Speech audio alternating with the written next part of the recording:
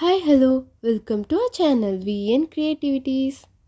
இன்றைக்கி நம்ம சேனலில் இதை பற்றி பார்க்க போகிறோன்னா ஈசிஆரில் இருக்க பூரி ஜெகநாத் டெம்பிளுக்கு நாங்கள் போயிருந்தோம். அங்கே என்னென்னலாம் பார்த்தோம், அங்கே எங்கெல்லாம் எப்படி இருக்குது, அந்த பிளேஸ் ஓத்தா அப்படின்றத இந்த வீடியோவில் பார்க்க போகிறோம். வீடியோக்குள்ளே போகிறதுக்கு முன்னாடி இப்போ தான் நீங்கள் நம்ம சேனலை ஃபஸ்ட் டைம் பார்க்குறீங்கன்னா மறக்காம சப்ஸ்கிரைப் பண்ணிடுங்க. கூடவே அந்த பெல் ஐக்கனையும் கிளிக் பண்ணிடுங்க. அப்போ தான் போடுற வீடியோஸோட நோட்டிஃபிகேஷன் உங்களுக்கு வரும். இங்கே வந்து Puri Jagannath temple in ECR அப்படின்னு போட்டிங்கனாலே கூகுள் மேப்பில் வந்துட்டு உங்களுக்கு மேப் வந்துடும். எங்கே இருக்குதுன்னு பார்த்தீங்கன்னா ஈசிஆர்லேருந்து சோழிங்கநல்லூர் போகிறோம் இல்லையா, அந்த இடத்துல இருக்குது. மாயாஜால்லாம் தாண்டி இருக்குது. மேப் படி போனீங்கன்னா உள்ளே ஒரு கட்டு இருக்கும். அந்த கட்டு வழியாக உள்ளே கொஞ்சம் தூரம் ஊருக்குள்ளே போகிற மாதிரி இருக்கும். அங்கே வந்து போர்டு வச்சுருப்பாங்க. அதை வச்சு நம்ம வந்து ஈஸியாக உள்ளே போயிடலாம். அண்ட் இதாங்க அந்த டெம்பிள். பார்க்கவே வந்துட்டு ரொம்ப பிரம்மாண்டமாக சூப்பராக இருந்தது. நிறைய பேர்த்துக்கு ஈசிஆரில் இவ்வளோ ஒரு சூப்பரான கோயில் இருக்குது அப்படின்னே தெரியாது. போகும்போது அவ்வளோ பீஸ்ஃபுல்லாக இருந்ததுங்க. இதோட ஆர்கிடெக்சர்லாம் வந்து சொல்லவே வேண்டாம், செம்மையாக இருந்தது. உங்களுக்கு வந்து ஃபோட்டோஸ் நிறைய எடுக்கணும், நீங்கள் வந்து ஒரு ஃபோட்டோஸ் எடுக்கிற பர்சன் அப்படின்னா இது வந்து உங்களுக்கு வந்து சூப்பராக இருக்குங்க. டெம்பிள் வந்துட்டு சுற்றி வந்து பிளாக் கலரில் இருந்தது. அந்த மேலே அந்த டெம்பிளுக்கு மேலே வந்து கீழே வியூ பார்க்கறது வந்து சூப்பராக இருந்ததுங்க. அண்ட் இதில் இருக்க ஒவ்வொரு சிலையும் வந்து பார்க்க சூப்பராக இருந்தது. ஒரு மாதிரி பீஸ்ஃபுல்லாக இருந்ததுங்க அங்கே போகும்போது. ரொம்ப கூட்டம் கசகசன்னு அந்த மாதிரி எதுவும் இல்லை. ஸோ நல்லா அமைதியாக இருந்தது.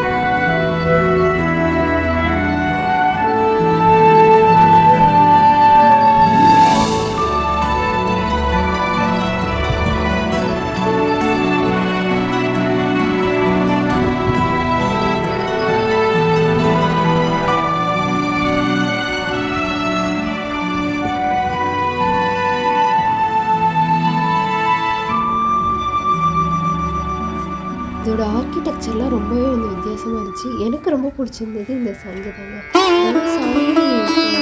கருவறையிலேருந்து வெளியே ஒரு அமைப்பு வச்சு வெளியே விட்டுருக்காங்க. சூப்பராக இருக்குல்ல.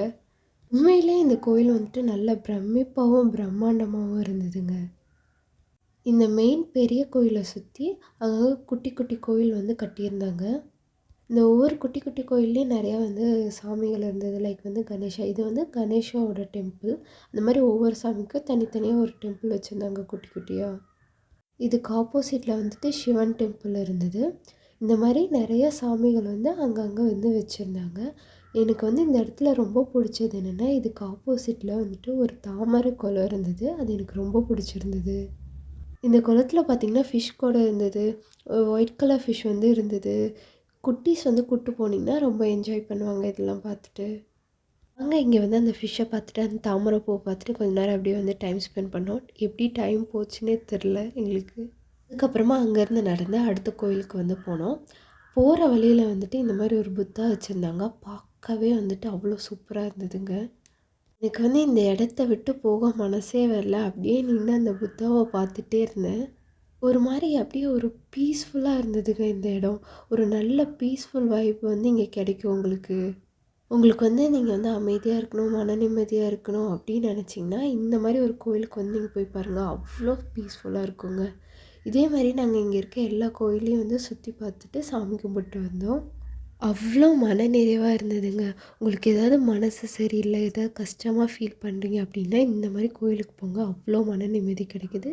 இது என்னோடய ஓன் எக்ஸ்பீரியன்ஸில் நான் சொல்கிறேன்.